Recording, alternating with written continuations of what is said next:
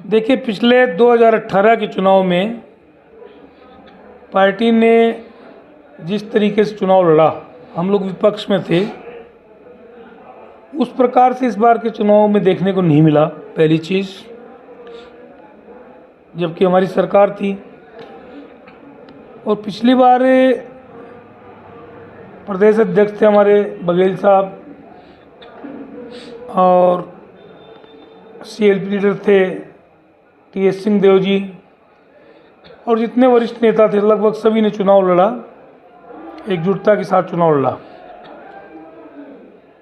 अभी का जो चुनाव था वो चुनाव थोड़ा सेंट्रलाइज हो गया था, क्योंकि जो 5 साल की हमारी सरकार का कार्यकाल था, सरकार ने काम किए, बहुत से काम हुए, कुछ काम शेष भी थे, लेकिन जो हमको जनादेश मिला था उस जनादेश का हमारी सरकार सही आदर नहीं कर पाई। जिस प्रकार से मंत्रियों को जो पावर मिलनी चाहिए थी मिल नहीं पाई, एक ताकत सेंट्रलाइज होके कुछ चुनिंदा लोगों के साथ पूरे 5 वर्ष तक काम करती रही, जो एक खींचातानी का माहौल रहा। कोरबा में ले लीजिए या पूरे प्रदेश के शहरी क्षेत्रों में हम लोग पिछड़ गए, क्योंकि सरकार ने किसानों पे ध्यान दिया और ऐसा लगता है कि हमारे मुखिया को ये कहीं न कहीं विश्वास रहा कि हम ग्रामीण क्षेत्र की सारी सीटें जीत लेंगे, तो शहरी सीटों की ज़्यादा आवश्यकता नहीं पड़ी। जो प्रशासनिक अधिकारी और पुलिस के अधिकारी थे उन्होंने कामों में व्यवधान भी डाले। सरकार से जो काम नहीं हुए, हमने उपक्रमों के माध्यम से भी पैसा स्वीकृत कराया, उसमें रोड का काम भी शुरू हुआ, लेकिन उसी कलेक्टर ने उस पैसा को काम को रोक के और भुगतान को रोक के और उसको काम को बाधित किया। इसके साथ साथ कुछ ऐसे छांट के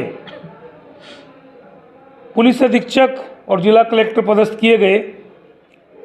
एक पुलिस अधीक्षक अभिषेक मीणा, जिसने कोरबा को डुबाने में पूरी भूमिका अदा की।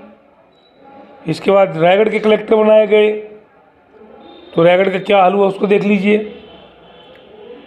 SP बनाए गए। उसी प्रकार रानू साहू, जो भ्रष्टाचार के मामले में जेल में है, उसने कोरबा को किस प्रकार से बर्बाद किया, किस प्रकार से कामों को बाधित किया।